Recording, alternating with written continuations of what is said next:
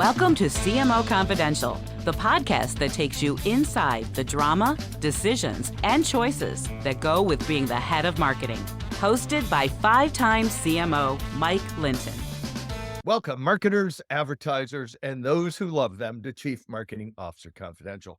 CMO Confidential is a program that takes you inside the drama, the decisions, and the politics that go with being the head of marketing at any company in what is one of the most scrutinized jobs in the executive suite.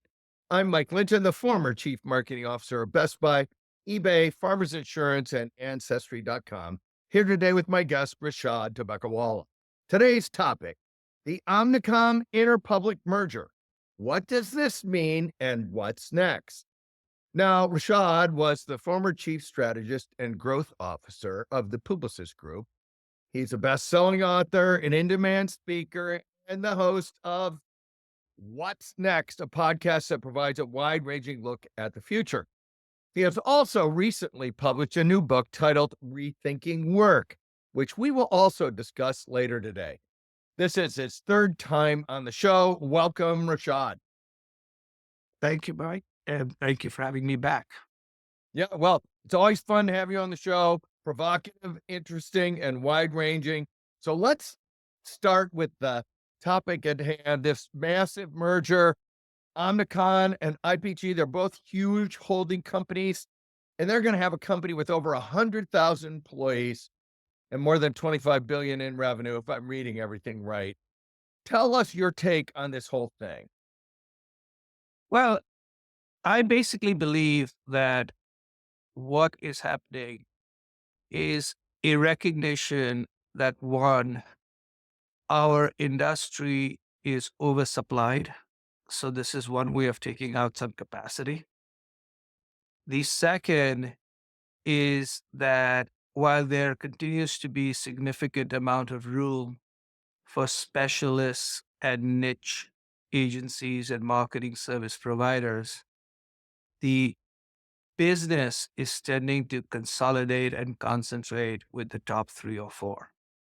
I recently heard that approximately in the last 90 days, between 95 and 100% of all major pitches were won by the same 3 companies. Really? Yeah. So that's 3 companies just rolling. We're going to go back to oversupply, but yeah. So basically what is starting to happen is you have, WPP, Omnicom, and Publicis. yeah, And now if you consider Omnicom IPG as one company, yeah, it's almost become very concentrated. Not that there isn't amazing talent and amazing people at other companies like a Dentsu, right, etc. But it's almost like there are these 3 big companies, then there's like a big gap.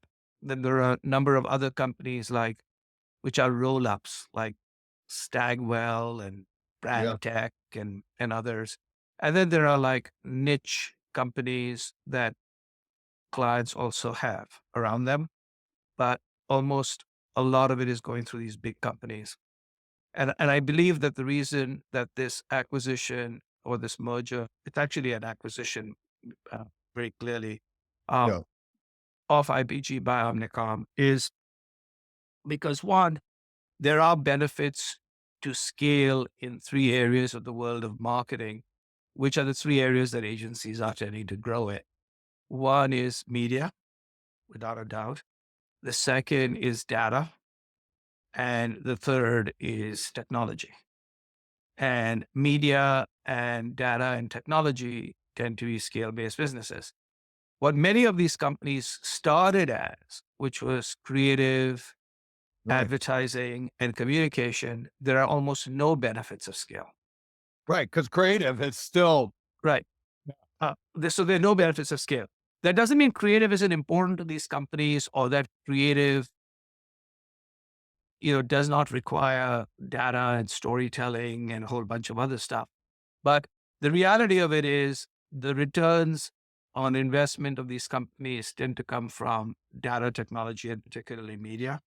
And if they can scale up, they do a few things. One is if you scale up, you basically have the ability to drive costs lower. Just through that, you get some benefits, obviously, from media and from data. And you also take out some capacity in the industry because the industry has been having a little bit of excess capacity, and that you see because one way that agencies win business is by cutting prices. And Is this a race to the, and part of this, are you going to lead with cost versus creative, or are you going to lead with data and tech versus creative? I think you're going to lead with data and tech versus Yeah. creative. But what would also tend to happen is when businesses now, for all practical purposes, have three choices, and usually businesses try to have a company and then someone else that they can also leverage against that company. Right.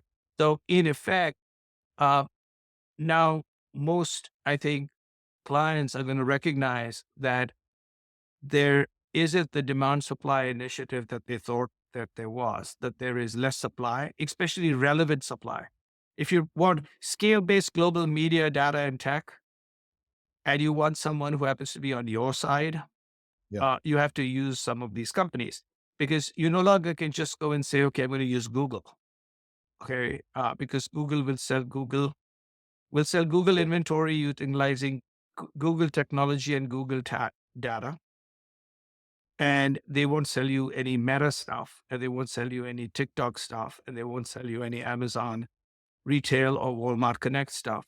So what tends to basically happen is we've come to this place where there was a moment in time when there was a lot of capacity in the industry, oversupply of agencies, Yeah. and there was consolidation, it seemed, in the digital landscape to two or three players, Meta, Google, and that was about it.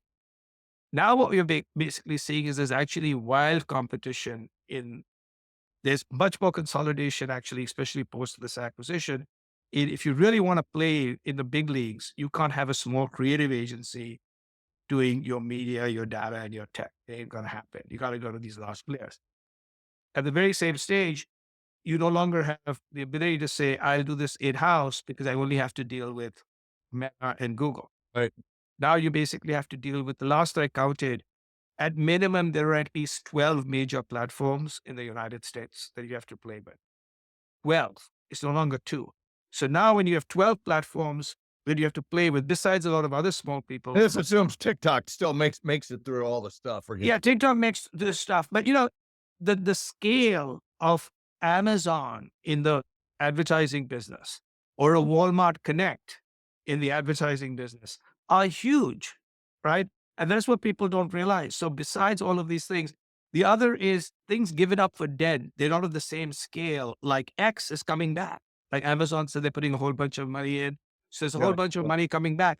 So it's no longer this whole idea of, hey, I got to deal with two people. I got to deal with 12 people. The other is no particular client actually now has the scaled based data to actually compete. Maybe there's a P&G, maybe there's a Walmart, right? But even that is going to be, I think, very, very hard. So in effect, I think this is recognizing in order to compete, you have to have some skill. This is what I think these folks are doing. And so that's one. Now, there's another way so that's what I call the smart part of what they're doing. And all the people in both companies, and I know a little bit of their management, are very smart people.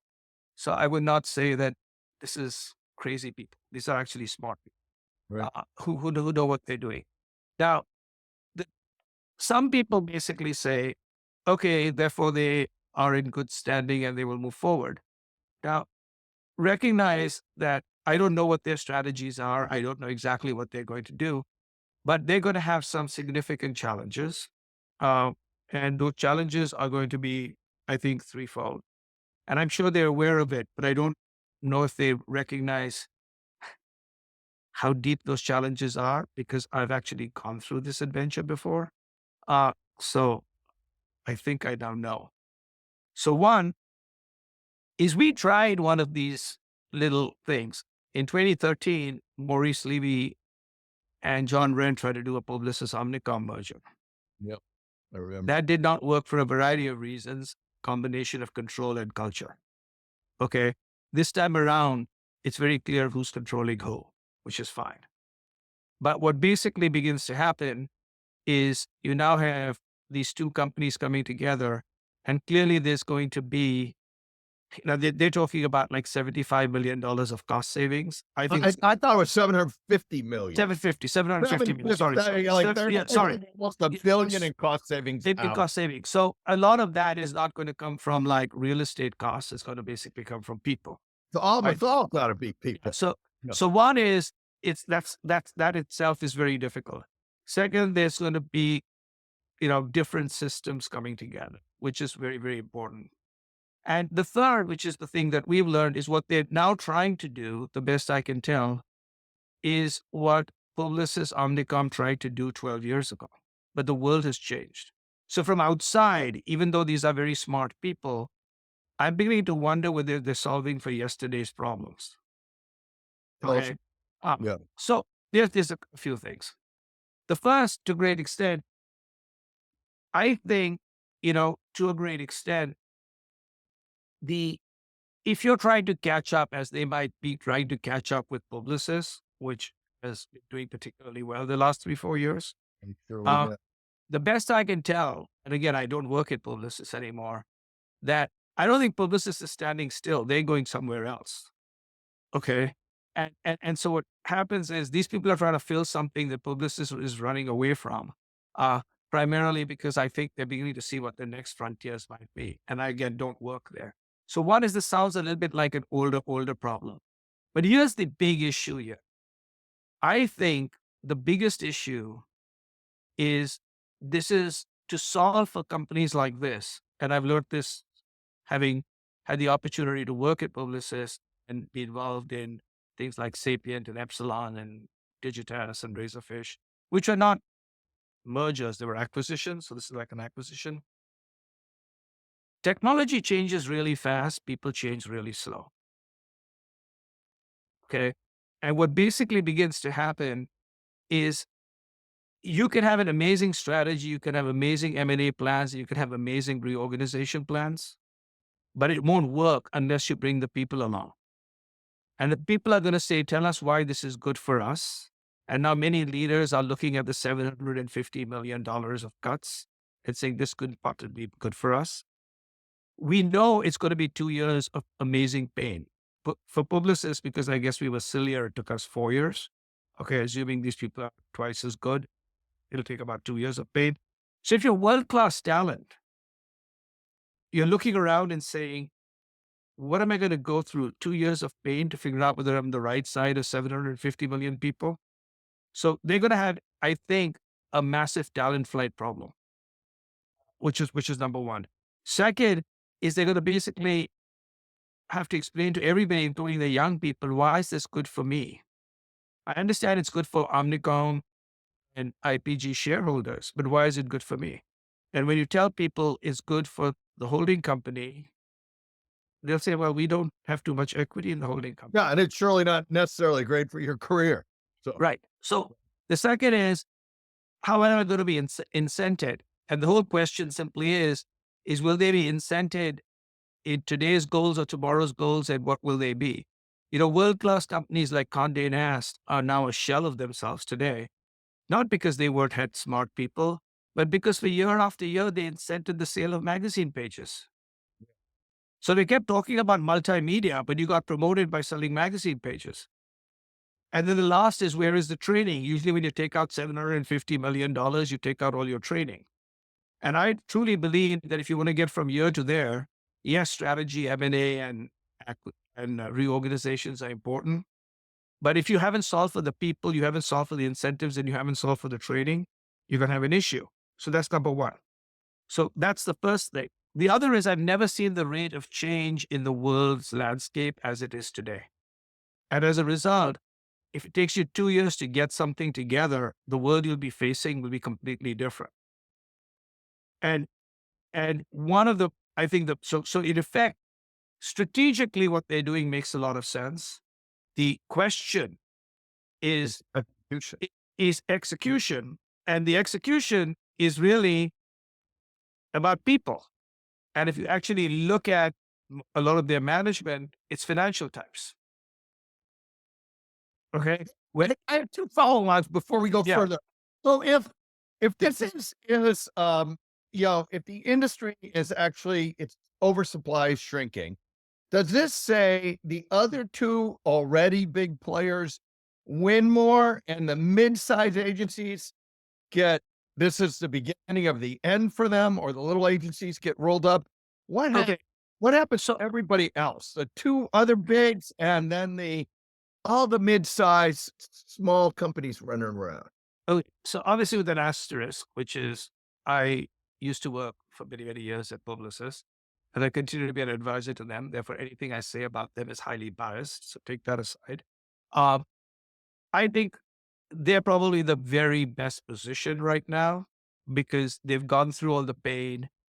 They're doing really well, and they're starting to work on all cylinders. So that's one of And the they're two other killing big, it. And they're killing it on the data front too. and on everything. And right now they're doing really well, and everything I can sense is they're doing very well. So that's really good. I sense that WPP is prepping for a private equity sale. There's absolutely no way that model works anymore. Okay. And in effect, so that can be very powerful. A WPP with private equity um, can be very powerful, but I just don't know how they seem to be hemorrhaging and continue to hemorrhage. Uh, Omnicom has always been relatively strong compared to a lot of other people. They continue to, even this, along with Publicis, they were very strong these years. Um, and IPG has a lot of assets, including Axiom and things like that. So I would expect they'll be fine. Now, Dentsu, I basically believe, will become primarily a Japanese company. It's no one talks about Havas. Okay, remember all these companies, they're all basically gone, right? Right. So right now it's like, okay, there's this Omnicom IPG thing and there's this Publicis thing. They seem to be going to be doing okay. Uh, WPP is a work in progress. And then everybody else seems to be shrinking. And then the middle is no place to be. The middle is absolutely no place to be. And this, I said something 5 years ago and people thought like I was crazy. And I do say crazy shit all the time, and I am crazy. That's why we love you on the show. Right. But when people said about S4 and Martin Sorrell and when he did the S4, I said, too small, too focused, too late. And everybody said, what are you talking about? I said, just watch. A year later, they called me and said, his stock price is whatever it is. I said, just watch. Okay. And now he's up for sale. His stock price is, 15 cents on the dollar. Right. It's so small that if Publicis decided to buy him, it would be like buying a shopper marketing agency, the entire S4, right? I mean, it's ridiculous, right? My whole stuff is how the hell do you become as focused on technology when the world is broadening, right? And all of that. So all of these middle things are all, not that gone away, but there's no reason for them. So it's fair to say you got to be big or you got to be super specialized. Yes. So here's what I basically believe. I basically believe, and it's one of one of the chapters in my book where I say, what does the future of companies look like? Right. Because I'm thinking of, okay, the future of work. So where should I want to go work? So where will the future companies look like? I believe the ecosystem is going to be whales and plankton. And that's it. And, somebody says maybe there'll be a squid euro there. Okay. It's whales and plankton. And a whale will be some dominant companies in every industry and some dominantly sized companies. And plankton will be people who are specialists, fast, provide a whole bunch of interesting things. And then everybody else is going to be whose middle size is going to have to be either helping the whales or the plankton. They'll be just enablers. So I'll give you an idea. People say, what is this whale and plankton model? I said, today, the whale and plankton model, for instance, think about the world of creative and creators. YouTube is a whale. A YouTube creator is a plankton. Okay. And a YouTube creator basically gets paid 70% or 60% of all the revenue that a YouTube gets from them. But YouTube basically provides them with a global audience, infrastructure, underlying technology, and they feed off each other, YouTube Yeah. and right. And so similarly, it's not become a whale, but if you think about in the world of publishing, Substack, okay, is a whale in the world of publishing like WordPress was, and I'm a plankton. So Yeah. I publish a thought letter every Sunday, and I don't need any technology. I just use them because I don't charge anything. I use them for free because they charge 10% of what I charge. And so I'm free, right? And I reach 30,000 people every Sunday Yeah. for free. And I couldn't do that before. It's a whale and plankton thing. So my whole stuff is, what's your specialty? What's your absolute world-class killer edge? And I might be about saying nonsense on my Substack, but whatever that is, okay? And then you line up with plankton or with whales. Everything else becomes very in between. And there are all kinds of new companies that are allowing a lot of stuff to happen. So for instance, there's a company that is now run by a friend of mine who used to work with me called Andrew Swinell, called Inspired Thinking Group. And he now, basically will have, he's growing at a incredible, like 30% a month nonsense. He's got 800 employees. And what they basically do is they use a technology called Story Tech. And they basically help both the big agencies and everybody else who come up with what they call halo ideas, the big ideas, Yeah. to basically find a way to make 50,000 versions of that really cheaply and quickly and easily. So let's keep the sea metaphor going. Yeah. I got these whales. I got these plankton in there. I'm a client. I'm looking at all these whales. I'm looking at the plankton. How should I be thinking about the next set of years as a client when I look at this, or if I want to do a review, or like what should I be thinking about? So if I have a client, I think the first thing I do is I would basically think about another C, and I'm talking about not the letter C versus the CC, right? Which Oh, I is see. I see what you just did yeah, there. yeah. So the first thing that I would basically do if I were a client is I would tear up my calendar and put in an hour every day to learn, which is first make sure you understand what the landscape looks like. So there are a lot of clients who basically say, we are hiring this company to help us on AI. Yeah. And my whole basic belief is that is ridiculous. That is terrible because you got to know how to use this Yeah. yourself. So my whole stuff is, and it could be AI or anything else. So spend an hour a day learning, get people to come and tell you, talk to every person you have, your existing agencies, new suppliers, understand the ecosystem. Because I'm no longer in the industry and I'm a seller and a buyer. I'm actually selling books. So I don't even know what the hell's going on. So, to a certain extent, get smart about the ecosystem by looking at both your existing partners, other partners, and everything else. That's number one. Cognition. You got to spend time figuring out the landscape. So with that, I think this is what they will see in the landscape. But again, you see it from the lens of your own eyes and your own company. I think what, as a client, besides learning, I would, depending on the size of the client, but let's say Fortune 500 companies, Yeah. right? Let's go with that. Let's go with that. I would basically say, all right, I need to find a way to decide how much of my business do I handle inside versus outside. I'm not talking about agency services, etc. I have a feeling that it's going to end up being about 80% outside, 20% inside. It's not going to be 50-50. There are some people who are thinking 20% outside, 80% inside. The But reason, you can't keep up with the. not at least only can't you keep now. up, but what happens is your economics will go to hell and you can't fire yourself. Right? Right. It just is not going to work out. And what is basically happening is the ability to hire talent from anywhere in the world on the fly versus having in-house, it just won't work. You have to have some in-house, obviously. So I'd say 20/80 is what most people will end up. Different people will end up with different things. But you have to basically say, okay, what am I keeping inside? What am I going outside? Then with the stuff that you've decided to go outside, I would, if you're a Fortune, big company, I would basically say my sort of base agency or base partner should be one or two of the big 6 or 7 people. And the way I'm saying big 6 or 7, I'm not being completely loyal, and I'm going to name some names that are not necessarily of the names we think about.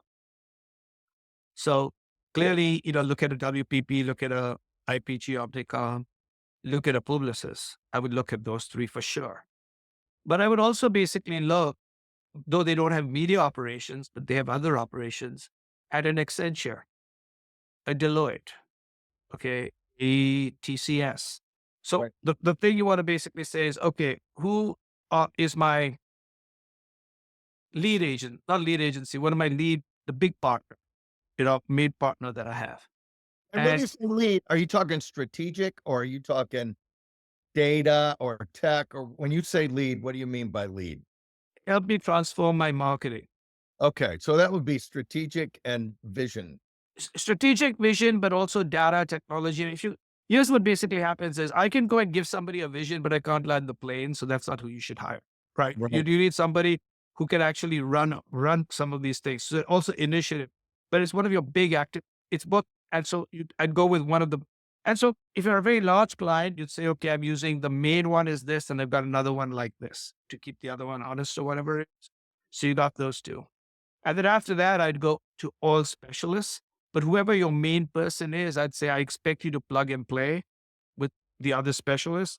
And if Yeah. you don't, I'll go to the other person I've got on the side hired. But it's plug and play.